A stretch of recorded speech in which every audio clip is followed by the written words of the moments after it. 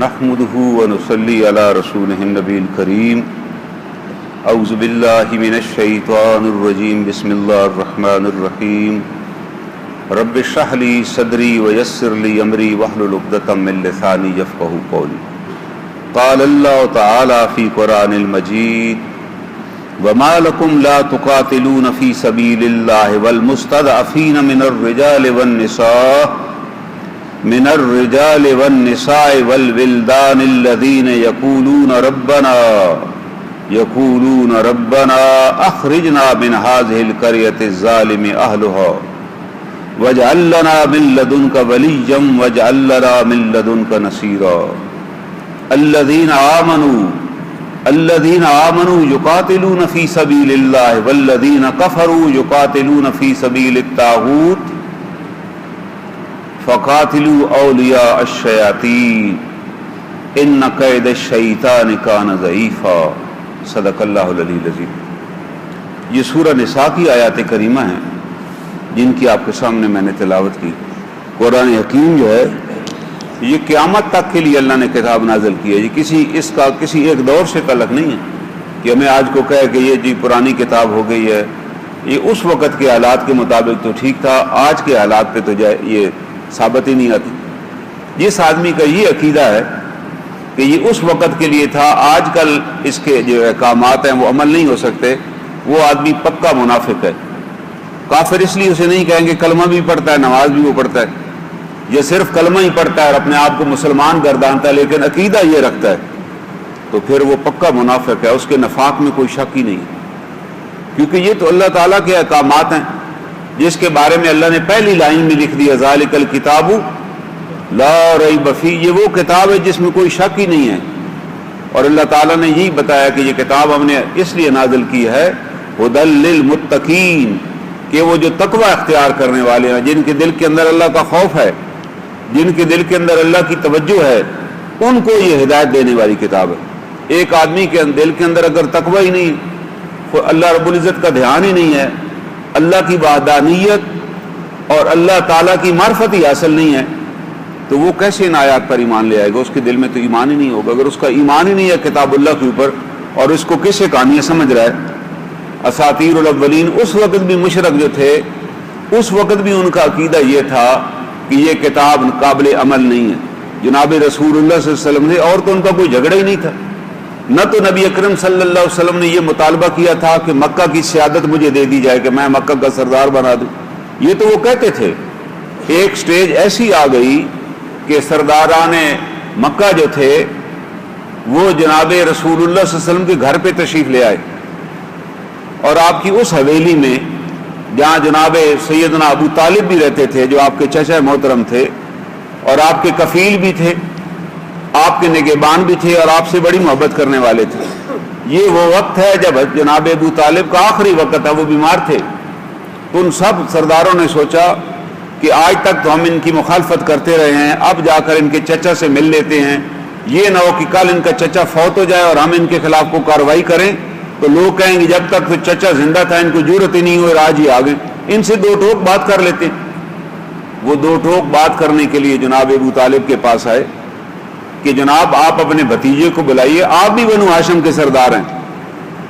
جناب ابو طالب اور یہ حضور صلی اللہ علیہ وسلم کا جو خاندان بنو ہاشم ہے، اس کی بڑا احترام تھا عرب کے اندر، کیونکہ جب ابرا نے حملہ کر لیا اور عربوں کی اونٹ وغیرہ سارے پکڑ کے لے گیا ریوڑ کے ریوڑ، تو کوئی عرب سردار ایسا نہیں تھا جو ابرا کے پاس جا کر اس سے بات کرتا۔ جناب رسول اللہ صلی اللہ علیہ وسلم کے دادا محترم جناب عبد المطلب جو تھے وہ تشریف لے گئے، انہوں نے کہا میں جاتا ہوں بھائی، میں بات کرتا ہوں اس سے۔ وہ گئے اور ان کو اللہ نے اتنا دبدبا اور اتنی وجاہت عطا کی ہوئی تھی، ظاہر ہے ان کے خون کے اندر وہ نور نبوت آ رہا تھا، نبی اکرم صلی اللہ علیہ وسلم نے اسی خاندان میں پیدا ہونا تھا، تو اللہ نے ان کو ایک فطری وجاہت عطا کی ہوئی تھی۔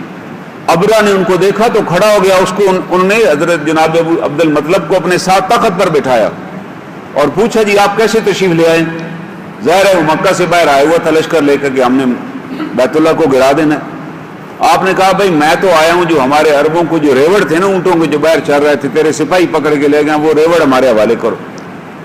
اس نے کہا جی میں تو آپ کے بارے میں میرے ذہن میں آپ کا بڑا ایک شخصیت تھی کہ آپ بیت اللہ کو بچانے آئے ہوں گے، کہ جی مہربانی کریں ہمارا بیت اللہ ہے. انہوں نے کہا ہمارا کدھر بیت اللہ ہے؟ انہوں نے کہا بھائی ہمارے تو صرف اونٹ ہیں، میں اونٹوں کا مالک ہوں، اس لیے اونٹوں کے سلسلے میں بات کرنے تم سے آیا ہوں. بیت اللہ کا مالک اللہ ہے، وہ جانے اور اس کا گھر جانے، اسے کیا ضرورت ہے بات کرنے کی، تیرے سے تجھے خود ہی پتہ لگ جائے گا. وہ اور حیران ہوا اور کسی حد تک ششدر بھی ہوا کہ یار ان کا اتنا بڑا عقیدہ ہے. اس نے کہا چلو جی ان کو اونٹ دے دو، اور اس کے بعد اس نے لشکر کو حکم دیا کہ بیت اللہ کی طرف روانہ ہو جاؤ. لیکن جیسی روانگی کا حکم ہوا، وہ جو بہت بڑا ہاتھی جس پر وہ خود سوار تھا اس نے آگے چلنے سے انکار کر دیا. انہوں نے بڑے زور لگایا لیکن آگے نہ چلا، اس نے پیچھے مڑا اور اس نے کہا جی ان ہاتھیوں کو زنجیروں سے باندھ دیا جائے، کوئی ہاتھی پیچھے نہ مڑے. اور پھر اللہ تعالیٰ فرماتے ہیں کہ ہم نے کیا کیا، ترمیہم بحجارۃ من سجیل، ہم نے پھر ابابیل بھیجے جو ان پر کنکریاں پھینکتے تھے اور ان کو کھائے ہوئے بھس کے برابر، انہیں ایسے لگتا تھا جیسے بھوسا کھایا گیا ہے. سارے کا سارا لشکر بمہ ابرا کے ہلاک ہو گیا اسی میدان کے اندر. اس بات کا یہاں سے ان کا ایک کیلنڈر شروع ہوا. عربی میں جو عرب کا کیلنڈر تھا جناب رسول اللہ صلی اللہ علیہ وسلم کے پیدائش کے وقت، اس کو عام الفیل کہتے تھے کہ جی آج اتنے سال ہو چکے ہیں اس ہاتھی والے واقعے سے. وہ جو دن تھا نا، اس دن سے انہوں نے اپنا کیلنڈر شروع کیا جس کو عرب والے عام الفیل کہتے تھے. جب جناب رسول اللہ صلی اللہ علیہ وسلم نے ہجرت کر دی، مدینہ طیبہ آ گئے، اس وقت بھی عام الفیل والا کیلنڈر ہی استعمال ہوتا تھا کہ کون سا سال ہے، کون سا مہینہ ہے. ہاں جب سیدنا عمر رضی اللہ تعالیٰ عنہ خلیفہ بن گئے، اب آپ نے صحابہ سے مشاورت کی کہ ہماری ہر چیز اپنی ہونی چاہیے، ہمیں کیا ضرورت ہے عام الفیل چلانے کی. وہ تو مشرکین مکہ کا دور تھا، سارے مشرک تھے تو انہوں نے عام الفیل سے کیلنڈر چلایا، جبکہ اللہ تعالیٰ نے ہمیں ایک ریاست دے دیا، ہم نے ایک معاشرہ تشکیل کر دیا ہے، ایک ریاست مدینہ وجود میں آ چکی ہے، ہمیں اپنا کیلنڈر بنانا چاہیے. تو کچھ لوگوں نے رائے دی کہ اس کیلنڈر کی ابتدا جناب رسول اللہ صلی اللہ علیہ وسلم کی پیدائش سے ہونی چاہیے کہ جو پیدائش کا مہینہ. لیکن آپ حیران ہوں گے کہ جناب کوئی مستند تاریخ موجود نہیں ہے جس میں جناب رسول اللہ صلی اللہ علیہ وسلم کی پیدائش کی تاریخ دی ہوئی ہو. کسی کتاب میں دیکھ لیے، ہم نے خود ہی بنا لیے.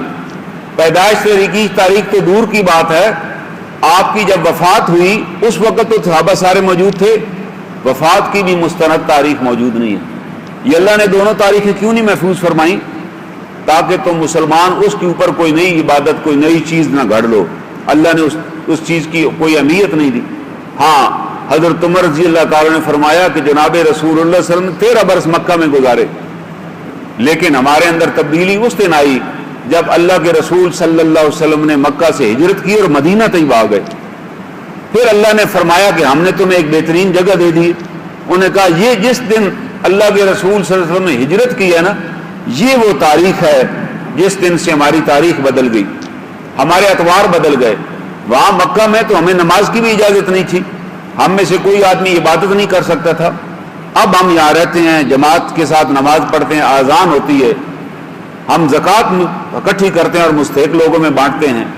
اب ہمارا اپنا معاشرہ تشکیل پا چکا ہے. تو حضرت عمر نے صحابہ اکرام کے مشورے کے ساتھ نیا کیلنڈر شروع کرایا جس کو ہجری کیلنڈر کہتے ہیں. اور ہجری کیلنڈر اس تاریخ سے شروع ہوا جس دن جناب رسول اکرم صلی اللہ علیہ وآلہ وسلم نے سیدنا ابوبکر صدیق کے ساتھ مکہ معظمہ سے ہجرت کر کے آپ مدینہ طیبہ تشریف لے آئے. اور آج 1500 سال سے وہی کیلنڈر ہے.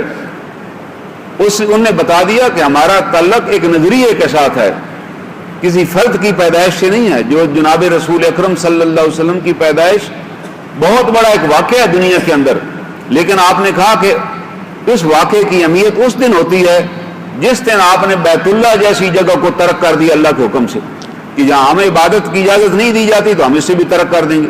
کوئی جگہ مسلمانوں کے لیے قیمتی نہیں ہے بیت اللہ سے بڑھ کر، جس کو اللہ تعالیٰ نے خود ہی فرمایا کہ یہ جس کی قسم اللہ نے کھائی، والتین والزیتون وطور سینین وہذا البلد الامین. اللہ تعالیٰ نے مکہ معظمہ کو بلد الامین قرار دیا اور اللہ نے اس کی قسم کھائی ہے. اور اللہ کے رسول صلی اللہ علیہ وسلم کو وہ بلد الامین بھی چھوڑنا پڑا. اور جب آپ رخصت ہو رہے تھے مرضی سے نہیں چھوڑا، آپ نے بیت اللہ سے مخاطب ہو کے فرمایا کہ اے بیت اللہ مجھے تم سے بڑا پیار ہے، اے مکہ معظمہ مجھے تم سے بڑا پیار ہے، کیونکہ یہاں پر اللہ کا گھر موجود ہے، لیکن آج اس گھر شہر کے رہنے والے مجھے یہاں رہنے نہیں دیتے. تو انہوں نے آپ کے قتل کا پروگرام بنا لیا کہ حضور صلی اللہ علیہ وسلم کو شہید کر دیا. پہلے پروگرام بنایا گرفتار کر لیا جائے. قرآن میں پورا واقعہ آتا ہے کہ گرفتار کر لیں. تو وہ جب مشاورت ہو رہی تھی تو شیطان بھی اس مشاورت میں شامل تھا ایک انسان کی روپ میں. اس نے کہا بھائی اگر قید کرو گے یہ جو جماعت ان کے ساتھ ہے یہ لڑ مر کے تم سے چھڑا لیں گے پھر تم کیا کرو گے. انہوں نے کہا اندر بند رکھو گے کسی علاقے میں. تو انہوں نے کہا ان کی طاقت بڑھ رہی ہے یہ پھر آ کر حملہ کر دیں گے. انہوں نے کہا جلا وطن کر دیا جائے. انہوں نے کہا جدھر بھی جائیں گے ان کے ساتھ جماعت ہوگی دوبارہ پلٹ کر آئیں گے. ایک ہی حل ہے کہ ان کو شہید کر دیا جائے. پھر یہ طے ہوا کیسے شہید کریں. انہوں نے مشورہ دیا کہ ہر قبیلے یہ ابو جہل کا مشورہ تھا کہ ہر قبیلہ اپنا ایک بندہ بھیجے. بھائی ہر قبیلے کا آدمی ہو جو اللہ کے رسول صلی اللہ علیہ وسلم کے قتل میں شریک ہو اور صبح ہم سارے کہیں جی ہم نے ہمارے ان نوجوانوں نے قتل کیا. اتنے قبیلے ہیں تو بنو ہاشم تمام قبائل سے بدلہ نہ لے سکیں گے. وہ ہر قبیلے سے نہیں بدلہ لے سکتے. ہم انہیں کہہ دیں گے جی ہم خون بہا ادا کرتے ہیں. اس زمانے میں 200 اونٹ تھے. خون بہانے کا 200 اونٹ دے دیں گے یار. ہر قبیلہ 5-5 اونٹ دے گا مسئلہ ہی ختم ہو جائے گا. اسی پر بات طے ہو گئی. اور اللہ کے رسول صلی اللہ علیہ وسلم کو اللہ نے حکم بھیج دیا کہ آپ ہجرت کے لیے تیار ہو جائیے. کوئی نبی اپنی مرضی سے ہجرت نہیں کر سکتا. قرآن میں ایک ہی نبی کا ذکر آیا ہے جناب یونس علیہ السلام کا کہ جب اللہ تعالیٰ نے یونس کو بتا دیا کہ آپ اپنی قوم کو بتا دیجئے کہ آپ کے پاس 3 دن ہیں. اگر تم نے 3 دنوں میں توبہ نہ کی تو 3 دنوں بعد اللہ کا عذاب. انہوں نے کہا جی ہمیں بتائیں کب عذاب ہے. آپ روز ہمیں ڈراتے ہیں روز بتاتے ہیں جی عذاب کب آئے گا عذاب. اللہ نے کہا انہیں بتا دیجئے کہ 3 دن بعد عذاب آئے گا. انہوں نے قوم کو بتا دیا کہ 3 دن بعد عذاب آ جائے گا تم نے کہا تھا. اس کے بعد جناب یونس علیہ السلام نے خود سمجھا کہ اب جب 3 دن بعد عذاب آ ہی رہا ہے تو مجھے ابھی یہاں رہنے کا کیا فائدہ. وہ وہاں سے چل نکلے. اللہ تعالیٰ فرماتے ہیں کہ یونس نے یہ خیال کیا کہ اس سے پوچھا نہیں جائے گا. جناب یونس علیہ السلام بڑے اولو العزم پیغمبر ہیں اللہ کے. اللہ تعالیٰ نے فرمایا کہ یونس نے یہ سمجھا تھا ہم پوچھیں گے نہیں تم سے کہ تم خود ہی ہجرت چلے گئے. پیغمبر اپنی مرضی سے تو کہیں جا ہی نہیں سکتے. کشتی پہ بیٹھے اور وہ کشتی ایک بھمر میں پھنس گئی. تو اس کشتی کے ملا نے کہا کہ مجھے لگتا ہے کہ کوئی غلام ہے جو اپنے آقا سے بھاگا ہوا ہے. کشتی آگے نہیں چلے گی جب تک. فوراً جناب جس یونس علیہ السلام نے سنا تو انہوں نے کہا بھائی میں ہوں. انہوں نے کہا نہیں آپ تو بڑے نیک بزرگ ہیں. آپ تو صبح شام تبلیغ لوگوں کو نیکی کی کرتے ہیں. آپ کسی کے تو غلام ہی ہیں. انہوں نے کہا نہیں مجھے پتہ ہے. کشتی والے نہیں. انہوں نے کہا نہیں ہم آپ کو نہیں کشتی سے پھینکیں گے. کوڑا ڈالا گیا اور جتنی دفعہ کوڑا ڈالا گیا جناب یونس علیہ السلام کا نام ہی نکلا. پھر جناب یونس علیہ السلام کو پانی کے حوالے کر دیا گیا. اللہ فرماتے ہیں جیسے ہی پانی میں پھینکا گیا ہمارے حکم سے ایک مچھلی تیار تھی اس نے انہیں نگل لیا. ہم نے اس مچھلی کو حکم دے دیا کہ یہ تیری خوراک نہیں ہے. انسان جب کوئی خوراک مچھلی کے پیٹ میں جاتی ہے نا تو اس کے اندر اتنی حرارت ہوتی ہے کہ وہ خوراک جا کر میلٹ ہو جاتی ہے. وہ ہضم ہو جاتی ہے اس کے اندر. جناب یونس علیہ السلام کے سارے بال جھڑ گئے تھے اس کے اندر جب وہ اس کے پیٹ کے اندر چلے گئے. اب آپ دیکھیں مچھلی کا پیٹ ہے مکمل اندھیرا. مچھلی سمندر کے اندر چلی گئی. کوئی رابطہ ہی نہیں ہے باہر سے. آج ہم کہتے ہیں جی ہم بڑے پھنس گئے تھے. اللہ تعالیٰ فرماتے ہیں کہ اس حالت میں بھی میرے بندے یونس نے مجھ سے دعا کی لا الہ الا انت سبحانک انی کنت من الظالمین. اللہ فرماتا اگر وہ دعا نہ کرتے تو قیامت تک اسی مچھلی کے پیٹ میں ہی رہتے زندہ ہی. اللہ تعالیٰ چاہتے جتنی مرضی کس کو زندگی عطا کر دیں. لیکن جیسی جناب یونس علیہ السلام کے دل میں اللہ نے دعا ڈالی کہ یہ دعا کرو. یہ دعا مانگنا بھی اللہ ہی کی توفیق سے. یاد رکھیے گا یہ دعا مانگی اللہ نے مچھلی کو حکم دے دیا اب آپ ان کو اگل دیجیے. انہیں اگل دیا. ان کا جسم مبارک اتنا نازک ہو گیا تھا کہ کوئی مکھی بھی برداشت نہیں کر سکتی تھی کہ اوپر بیٹھے. تو اللہ تعالیٰ فرماتے ہیں کہ ہم نے وہاں پر ایک بیل اگا دی. ایک ہرنی کی ڈیوٹی لگا دی جو انہیں دودھ پلاتی تھی. چند دنوں میں صحت یاب ہو گئے. اللہ فرماتے ہیں پھر ہم نے ایک اور بڑی قوم کی طرف انہیں نبی بنا کر بھیجا. اور جب اس قوم نے دیکھا کہ بہت بڑے سیاہ رنگ کے بادل ان قوم کی طرف آ رہے ہیں وہ سمجھ گئے کہ بھائی یہ لگتا ہے وہی طوفان ہے. یہ وہی عذاب ہے جس کا مطالبہ کیا کرتے تھے. تو اس قوم نے فوراً سوچا کہ چلو یونس علیہ السلام کے پاس چلتے ہیں پوچھتے ہیں یہ وہی عذاب تو نہیں ہے. وہ اس ٹھکانے پر گئے جہاں جناب یونس علیہ السلام کی رہائش تھی. وہاں دیکھا تو یونس علیہ السلام جا چکے تھے. انہوں نے کہا پھر یہی عذاب ہے جس سے یونس علیہ السلام ہمیں ڈرایا کرتے تھے، واپس آئے اور ساری قوم نے اپنی عورتیں اور بچے لیے اور میدان کے اندر آ گئے اور اللہ سے معافی مانگی۔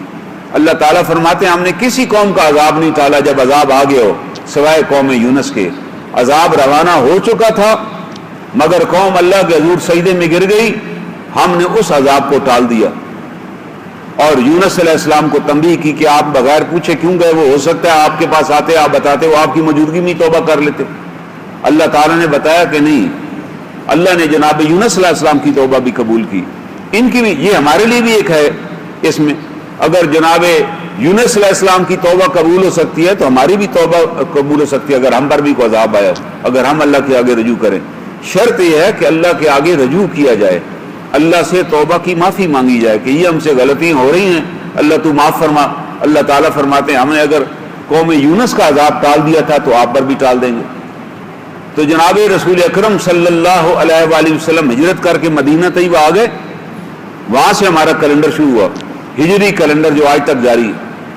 تو اللہ تعالیٰ، اور جب وہاں پر آ گئے تو پھر آپ نے دیکھا کہ مسلمان قبائل جو دائیں بائیں ہیں ان پر کافر ظلم کرتے ہیں، اور کئی قبائل کے ساتھ معاہدے بھی تھے۔ جیسے جیسے آپ کو پتہ چلا آپ نے ان قبائل کی طرف لشکر روانہ کیے، اور قرآن میں ایک آیت، اور ظاہر ہے ایک سٹیج ایسی آ گئی کہ مکہ فتح ہو گیا، یمن فتح ہو گیا، بحرین فتح ہو گیا، سارے علاقے فتح ہو گئے۔ ابو ایوب انصاری رضی اللہ تعالیٰ فرماتے ہیں کہ اب ہم نے سوچا کہ اب ہم کاروبار کریں گے، اب ہم اپنی کھیتی باڑی کی طرف توجہ دیں گے کہ بھائی ساری زندگی جہاد میں گزاری۔ تو اللہ تعالیٰ نے حکم بھیج دیا، اللہ تعالیٰ نے کہا کہ یہ آپ کیسے کر سکتے ہیں؟ اللہ نے یہ حکم بھیجا جو آج میں نے آپ کے سامنے تلاوت آیات کی ہیں، وَمَا لَكُمْ لَا تُقَاتِلُونَ فِي سَبِيلِ اللَّهِ، تمہیں کیا ہو گیا ہے تم اللہ کی راہ میں لڑنے کے لیے نہیں نکلتے، تم جہاد کے لیے تیار نہیں ہوتے۔ وَالْمُسْتَضْعَفِينَ مِنَ الرِّجَالِ وَالنِّسَاءِ وَالْوِلْدَانِ، جبکہ بہت سے مرد، بہت سی عورتیں اور بہت سے بچے، مستضعفین جو دبا لیے گئے ہیں، جو مغلوب کر دیے گئے ہیں، اور وہ کیا کرتے ہیں؟ الذین یقولون، وہ یہ دعائیں مانگتے ہیں، ربنا اخرجنا من هذه القرية، اے اللہ تعالی ہمیں شہر سے نکال، ہمیں اس بستی سے نکال، هذه القرية قرية الظالم اهلها، جس کے رہنے والے بڑے ظالم ہیں۔ یہ جو علاقے ہیں، چاہے وہ کشمیر ہو، چاہے فلسطین ہو، چاہے برما ہو، وہ عورتیں اور بچے رو رو کے اللہ سے مدد مانگ رہے ہیں۔ اللہ چاہے تو فرشتے بھی بھیج سکتے ہیں، لیکن اللہ کا قانون یہ نہیں ہے کہ اللہ فرشتے بھیج دیں۔ اللہ کا اپنا قانون ایک ہے، اللہ مسلمانوں سے مطالبہ کرتے ہیں کہ تم نکلو، میں تمہاری مدد کے لیے فرشتے بھیجوں گا، تم نکلو گے تو میں فرشتے اگر نہیں نکلو گے تو پھر ساتھ یہ بھی فرما دیا اگر نہیں نکلو گے تو اس ظالم کو میں تم پر مسلط کر دوں گا۔ یہ قانون ہے بھائی، یہ ہمارے آج محلے کا بھی قانون ہے، ہمارے علاقے کا بھی قانون ہے، ملک کا بھی قانون ہے، اور اللہ کا بھی یہی قانون ہے۔ آپ کسی محلے میں رہتے ہیں نا، اس محلے میں ایک بدماش ہو جو ہر آدمی کے ساتھ بدتمیزی کرے اور آپ بھی چپ کر جائیں کہ چلے مجھے تو کچھ نہیں کہہ رہا، پھر تیار رہیے ایک دن وہ آپ کی بےعزتی کرے گا، آپ کی بھی پگڑی کو ہاتھ ڈالے گا۔ لیکن جس دن محلے کے 3-4 بندے یہ طے کر رہے ہیں کہ یار اس کو آج ہم نے بتا دینا کہ اگر تو نے رہنا ہے تو اس طریقے سے رہنا ہے، کوئی بدماش نہیں ہوتا، یہ ہم خود ہی ڈر مار جاتے ہیں کہ پتہ نہیں کیا ہوگا۔ اگر 4-5 بندے اس کو ایک دن پکڑ کے سمجھا دیں کہ بھائی آج آخری دفعہ تمہیں دیکھا ہے، تمہاری آواز نکلی ہے، آئندہ اگر آواز نکلی تو تم پھر یہاں نہیں ہوگے، پھر ہر بندے کی عزت محفوظ ہو جائے گی۔ لیکن آج اگر جیسے آج ہم کمپرومائز کر جاتے ہیں کہ چھوڑو یار، لوگ کہتے ہیں جی آپ کو اس سے کیا لینا دینا ہے، یہ اللہ تعالیٰ کے غضب کو دعوت دینے والی بات ہے۔ اللہ تعالیٰ فرما رہا ہے کہ بھائی جب تمہیں پتہ چل گیا ایک آدمی ظلم کر رہا ہے تو آپ کس خوشی میں گھر بیٹھے ہوئے، آپ انتظار کر رہے ہو کہ تمہارے ساتھ بھی یہی واقعہ ہو جائے؟ اللہ کے رسول صلی اللہ علیہ وسلم نے فرمایا اپنے بھائی کی مدد کرو، او ظالمن او مظلومن، چاہے تمہارا بھائی ظالم ہو یا مظلوم ہو تم اس کی مدد کرو۔ تو صحابہ اکرام نے پوچھا اللہ کے رسول صلی اللہ علیہ وآلہ وسلم سے کہ یہ بات تو سمجھ آتی ہے کہ مظلوم کی تو مدد ہمیں سمجھ آ گئی، مدد کریں، ظالم کی کیسے مدد کریں؟ آپ نے کہا ظالم کی مدد یہ ہے کہ اس کو ظلم سے روکا جائے، آپ اسے روکیں کہ یار یہ نہ کرو، یہ اس کے ساتھ مدد ہے، وہ تمہارا مومن بھائی ہے، ذرا دماغ اس کا تھوڑا خراب ہو گیا ہے، اس کے دماغ کو ٹھکانے پہ لے آؤ کہ یہ تم کیا کر رہے ہو، اور جب تم سارے، اور قرآن نے یہ بھی کہا ہے سورہ حجرات میں کہ ایک آدمی اگر زیادتی کرتا ہے تو تم سب مل کر اسے سمجھاؤ، اگر وہ باز آ جائے تو تمہارا بھائی ہے، اور اگر باز نہ آ جائے تو تم سب مل کر اس کے خلاف کھڑے ہو جاؤ۔ یہ تو قرآن کا حکم ہے۔ اب بھی میں کہوں کہ نہیں یہ جو ظالم ہے یہ کیونکہ میرے چچا کا بیٹا ہے تو میں تو برادری کی وجہ سے اس کے ساتھ ہیں، یہ میرا بیٹا ہے اس لیے میں تو خاموش ہوں جی، یا میری اس کے ساتھ بڑی حصہ داری ہے، تو اس کو منافقت کہا گیا کہ یہ منافقت ہے۔ آپ دائرہ اسلام سے نکل چکے ہیں، آپ نے حق کا ساتھ دینا ہے۔ قرآن کہہ رہا ہے چاہے آپ کا مخالف کون ہو، اللہ تعالیٰ کہہ رہے ہیں کہ چاہے تمہارا مخالف تمہارے والد بھی ہوں، آپ نے سچ کی بات کہنی ہے، آپ نے سچی گواہی دینی ہے، چاہے اس گواہی کے اثرات آپ کے والد کے خلاف ہوں، آپ کے بھائی کے خلاف ہوں، آپ کے رشتہ داروں کے خلاف ہوں، آپ نے کسی صورت میں بھی سچائی کو نہیں چھوڑنا۔ یہ قرآن نے الفاظ لکھے ہیں، یہ کوئی ایسی زبانی بات نہیں بتائی گئی، قرآن کی آیت ہے کہ آپ نے سچی گواہی دینی ہے، چاہے اس گواہی کے اثرات آپ کے والدین کے خلاف بھی کیوں نہ پڑے، کیونکہ آپ نے حق کی گواہی دینی۔ صحابہ اکرام کو کیوں اللہ نے یہ مقام عطا کیا کہ آج بھی جب ہم ان کا نام لیتے ہیں تو رضی اللہ تعالیٰ عنہ کہتے ہیں؟ اس کی وجہ یہ تھی کہ انہوں نے حق کے معاملے میں اپنے والدین کا ساتھ ہی نہیں دیا۔ انہوں نے کہا نہیں بھائی یہ تو ہم نہیں کریں گے، ہم تو وہ کام کریں گے جو اللہ اور اس کے رسول صلی اللہ علیہ وسلم نے جس کا ہمیں حکم دیا ہوا ہے، اس سے زیادہ تو ہم دائیں بائیں نہیں جائیں گے۔ یہ ان کا طے شدہ اصول تھا۔ وہ اپنے بھائیوں سے بھی لڑ گئے، اپنے ماں باپ سے بھی لڑ گئے، اور اس کی سب سے بڑی مثال دیکھیے کہ کتنی ان کے یہاں محبت تھی۔ آج تو ہم ویسے ہی نعرے مارتے ہیں کہ اللہ کے رسول صلی اللہ علیہ وآلہ وسلم سے ہمیں محبت ہے، یہ تو ایسے فضول باتیں ہم کرتے ہیں۔ وہاں کتنی محبت تھی اور کتنی عقیدت تھی۔ ایک خاتون ہے، ان کا نام ہے ام حبیبیہ رضی اللہ تعالیٰ عنہ۔ ان کے خامن تھے عبداللہ بن حجش، اور یہ ام حبیبیہ جو ہے یہ حضرت ابو سفیان کی بیٹی تھی، جو حضور صلی اللہ علیہ وسلم کے مکہ میں سب سے بڑے دشمن تھے۔ احد میں اور خندق میں جو مشرکین مکہ کا لشکر تھا اس کی قیادت ابو سفیان کے ہاتھ میں تھی، بعد میں وہ ایمان لے آئے رضی اللہ تعالیٰ عنہ۔ اب ظاہر ہے حضور کی مخالفت کر رہے ہیں، لیکن اللہ نے کیا کیا کہ ان کی اپنی بیٹی دار اسلام میں داخل ہو گئی، ان کا داماد بھی مسلمان ہو گیا عبداللہ، اور ظاہر اس کو بڑا دھچکا لگا۔ کسی جگہ حضور کے خلاف بات کرتا لوگ بٹھا دیتے کہ جناب آپ تشریف رکھیں، جناب آپ ہمیں کیا پٹی پڑھا رہے ہیں، آپ اپنے گھر کا تو حساب کتاب کریں۔ آپ کا داماد، ان نے اپنے داماد اور بیٹی پہ اتنی سختیاں کی کہ بھائی واپس آ جاؤ، میں منہ دکھانے کے قابل بھی نہیں ہوں، کہ ان کے داماد اور بیٹی نے ہجرت کی اور حبشہ چلے گئے۔ اس زمانے میں جب کچھ سفر بھی ناپید تھا، نہ کوئی سواریاں جاتی تھی، صحرا میں سے گزر کے جانا پڑتا تھا، لوگ پانی کے بغیر ہلاک ہو جاتے تھے، وہ وہاں چلے گئے، وہاں جا کے سیٹل ہو گئے۔ وہاں لوگوں نے ظاہر ہے پردیس کا معاملہ، زبان ان کی یہ نہیں جانتے تھے، محنت مزدوری کرتے تھے، آپ اندازہ کوئی مال و اسباب تو نہیں لے جا سکتے تھے ساتھ آپ۔ اور وہاں یہ ہوا کہ عیسائی تھے وہ سارے حبشہ کے لوگ۔ یہ عبداللہ صاحب جو تھے سارا دن عیسائیوں کے ساتھ بیٹھتے، عیسائیوں نے ان کو شراب پہ لگا دیا، نتیجتاً یہ ہوا کہ یہ مرتد ہو گئے۔ انسان کا دائر اسلام پہ یہ صحابی رسول تھے، یاد رکھیے۔ اگر صحابی رسول بھی ہو نا اور پھر کسی اور کا صحابی بن جائے تو ایمان نہ بچا سکے گا۔ آج ہم مسلمان ہیں، لیکن مسلمان ہونے کے باوجود اگر ہم منافقین کے ساتھ محبت رکھیں، ان مشرکین کے ساتھ بیٹھیں، منافقین کے ساتھ ہمارا آنا جانا ہو، ہماری ہمدردی ہو، تو کیا سزا ملے گی دنیا میں؟ ایمان سے محروم ہو جائیں گے آپ۔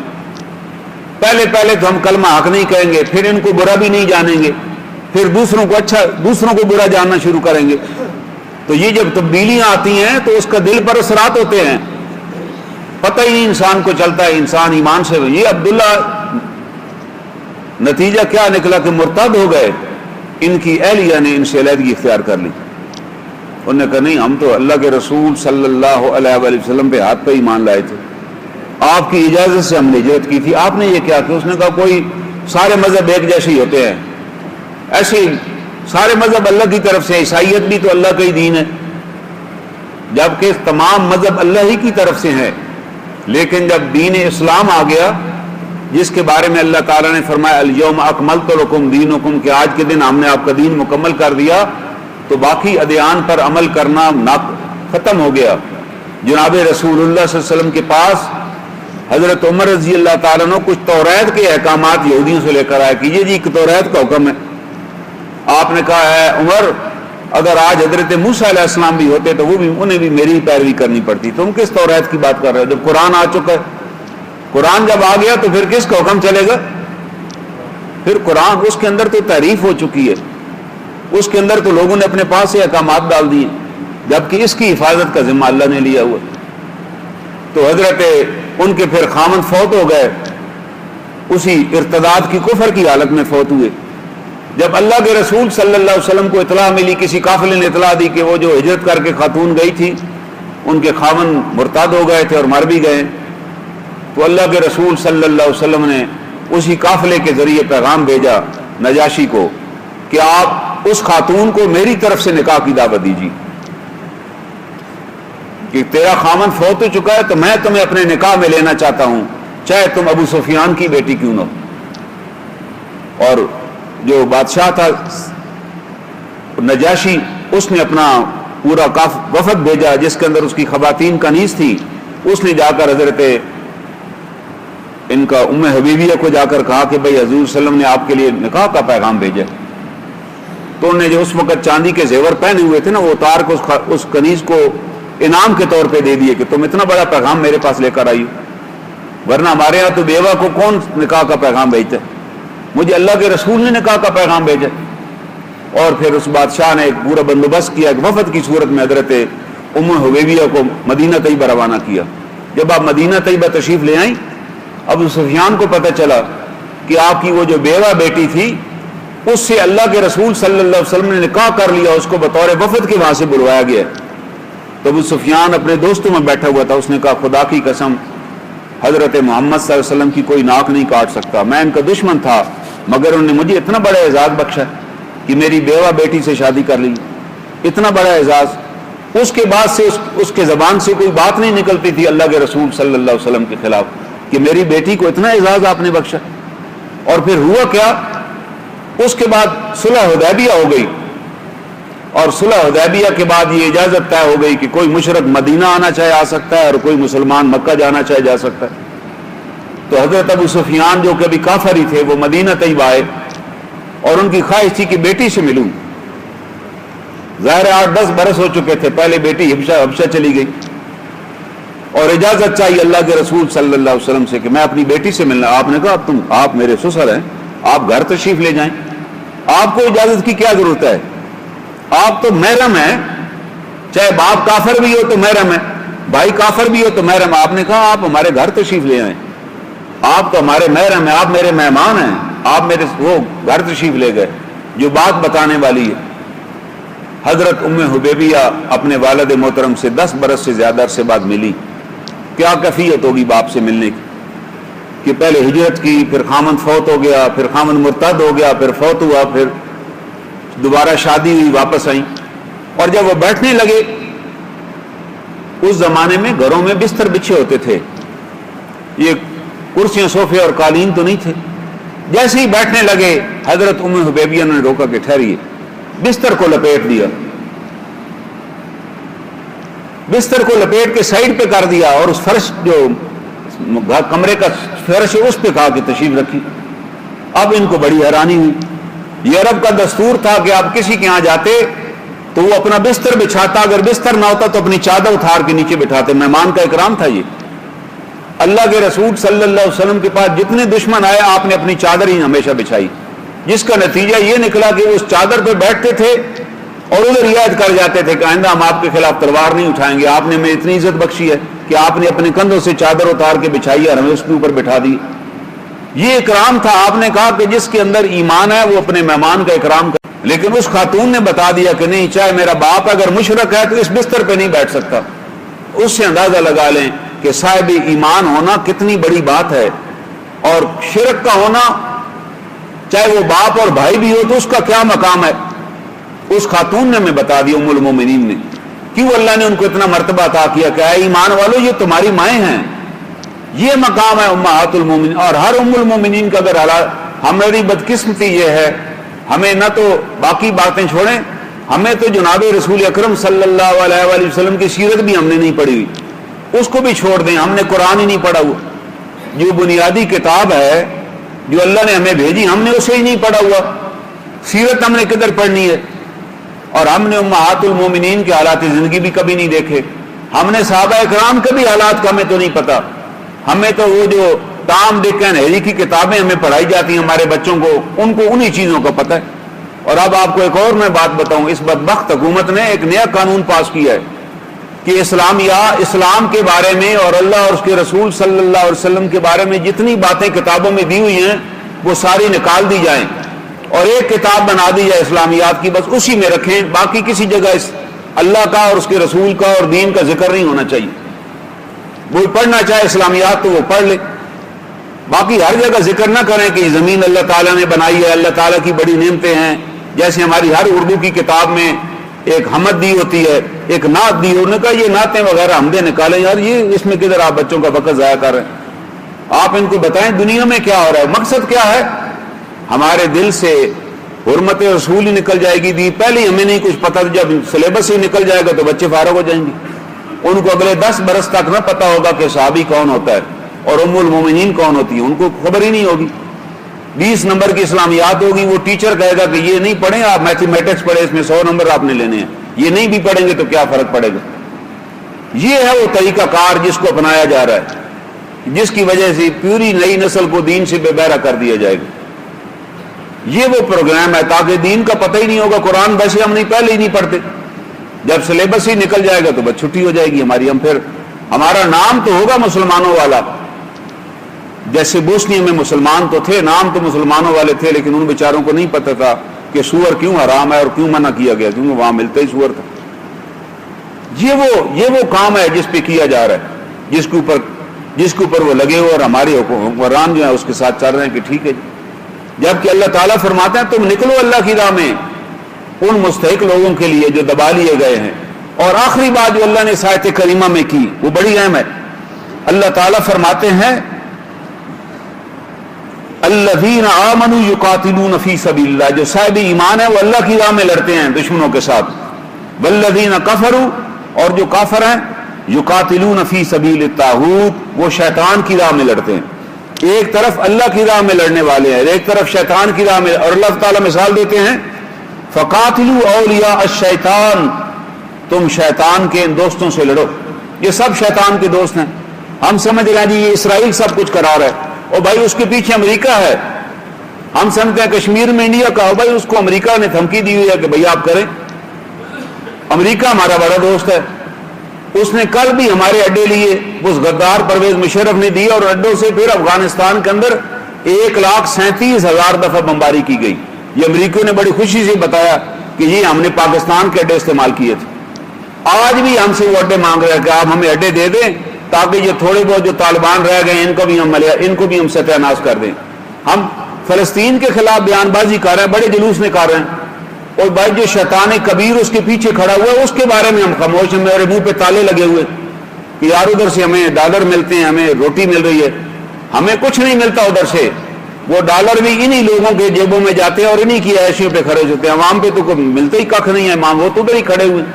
اور اللہ تعالیٰ اس آیت کریمہ میں فرما رہے ہیں فقاتلوا اولیاء الشیطان، شیطان کے ان دوستوں سے لڑو، ان قید الشیطان کان ضعیفا، اور یاد رکھو بے شک شیطان کی چال سب سے کمزور ہوتی ہے، شیطان تو کھڑا ہی نہیں ہو سکتا، ہمارے سامنے ہے، یہ کوئی میں آپ کو پرانی تاریخ کا حوالہ نہیں دوں گا، آج ہمارے سامنے افغانستان کے اندر 28 ممالک تھے دنیا کے جو سائنس اور ٹیکنالوجی میں نمبر 1 تھے، جن کے پاس دنیا جہان کے بہترین جہاز تھے، دنیا جہان کا بہترین اسلحہ تھا، 28 ممالک نے حملہ کیا۔ اس کے مقابلے پہ جو طالبان تھے ان کے پاس تو بھائی سکھی روٹی تھی یا پرانی توڑے دار بندوقیں تھیں، وہ ان کے ساتھ ٹکرا گئے اور ان 28 ملکوں کو شکست کھا کے وہاں سے نکلنا پڑا۔ وہ آج بھی معاہدہ کر چکے ہیں کہ جی ہم نکل جائیں گے، کوشش کر رہے ہیں کہ 1-2-3 مہینے اور مل جائے، اور اپنے اڈوں کو خود مسمار کر رہے ہیں۔ جیسے قرآن حکیم میں آتا ہے نا کہ جب بنو قریظہ پہ ہم نے اللہ کے رسول صلی اللہ علیہ وسلم کو حکم دیا کہ جاؤ، تو ان کو جب پتہ چلا مسلمان آ رہے ہیں تو انہیں اپنے قلعے خود ہی گرانے شروع کر دیے، اپنے باغات خود ہی اجاڑنے شروع کر دیے، آج یہی کام وہ امریکہ وہاں کر رہا ہے کہ افغانستان کے اندر وہ اپنے اڈے تباہ کر رہا ہے، اپنی فیسلٹی کے یار جو چیز خطرناک سمجھتا ہے نہیں لے جائے، کہتا ہے اس کو تباہ کرو، ان کے ہتھے نہ چڑھ جائے۔ اللہ تعالیٰ بتا رہے ہیں کہ اگر تم صاحب ایمان ہو گئے تو تمہارے پڑوسی بھی اگر ساتھ نہ دے، جیسے ہم نے ان کا ساتھ نہ دیا، اللہ نے پھر بھی ان کو غالب کر دیا اور ان کو ذلت آمیز شکست سے دوچار ہونا پڑا، اور معاہدہ لکھا کہ جی ہم یہاں سے نکل جائیں گے اور آئندہ مداخلت بھی نہیں کریں گے۔ وہ آخر وقت تک سازش کریں گے لیکن انشاءاللہ ذلیل ہو کر ہی نکلیں گے۔ اللہ تعالیٰ نے جو قرآن میں کہہ دیے کہ ان کی چال بڑی کمزور ہوتی ہے، کھڑے نہیں رہ سکتے تمہارے مقابلے میں۔ تم کیا سمجھتے ہو کہ کھڑے رہ جائے؟ تم اگر کھڑے ہو جاؤ تو ان کے قدم اکھڑ جائیں گے، لیکن آج اگر ہم ان کے لیے نہیں نکلتے، آج ہم ایک نیوکلیئر طاقت ہیں، یا مسلمان دنیا کی بڑی امیر ترین قومیں ہیں، دنیا کے بڑے امیر ترین ممالک ہیں، چاہے وہ سعودی عرب ہو، چاہے مڈل ایسٹ کی دیگر ریاستیں ہوں، ان کا زر مبادلہ، ان کی دولت آپ اندازہ نہیں لگا سکتے۔ ہم خود ایک بہت بڑی طاقت، اگر ہم اس تمام طاقتوں کے باوجود بیت اللہ میں بیٹھ کے ان کے لیے دعا کر رہے ہیں کہ اللہ ان کو فلسطینیوں کو بچا لے، ان پر رحم کر، تو اس کو منافقت کہتے ہیں۔ یہ منافقت ہے۔ قرآن نے کدھر کہا کہ تم ان کے لیے دعا کیوں نہیں کرتے؟ اللہ نے یہ کہا اے مسلمانوں تم ان کے لیے دعا نہیں کرتے ہو، دعا کا تو اللہ نے ذکر ہی نہیں کیا۔ اللہ تعالیٰ کہہ رہا ہے تم ان کے لیے نکلتے کیوں نہیں ہو؟ تم ان کے لیے نکلو، اور اگر اعلان ہی کر دیں نا مسلم امہ کہ ہم ان کے لیے نکلیں گے یا فلاں تاریخ تک وہ دھمکی دے دیں، اس پر بھی عمل درآمد ہو جائے گا، وہ ڈر جائیں گے۔ لیکن ہم تو ڈرے اور مرے بیٹھے ہیں کہ کہیں ہماری حکومت نہ جاتی رہے، کہیں ہمارے وسائل نہ بند ہو جائیں، کہیں وہ قرضہ دینا نہ بند کر دیں جو سود پر ہم ان سے لے رہے ہیں۔ آج وہ قرضہ دینا بند کر دیں تو ہمارے پاس اتنے وسائل ہیں کہ ہمیں کسی قرضے کی ضرورت ہی نہیں ہے۔ آپ کو اسی مسجد میں اور اسی پنڈی میں ہزاروں لوگ مل جائیں گے جو کاروبار بھی کر رہے ہیں، انہیں زندگی میں کبھی قرضہ لیا ہی نہیں کسی سے۔ قرضہ لینا کون سی بہادری ہے کہ آپ کہیں میں قرضہ لے کے کاروبار کر رہا ہوں؟ یہ کون سی بات ہوئی؟ یہ ہمارے منہ کو حرام انہوں نے لگا دیا قرضے کی صورت میں کہ قرضہ دو، پھر سود ان کے اوپر لگاؤ اور پھر ساری زندگی ان کو غلام رکھو۔ جب پاکستان نہیں بنا تھا نا، اس وقت ہندوؤں کا یہی کاروبار تھا، بڑے بڑے ساہوکار تھے پنڈی میں بھی اور باقی جگہ، وہ لوگوں کو قرضہ دیتے تھے، اور ہم جہل مسلمان بیٹیوں کی شادیاں، بچوں کے ختنے، اس پہ تقریبات کرتے اور قرضہ لے کے کرتے۔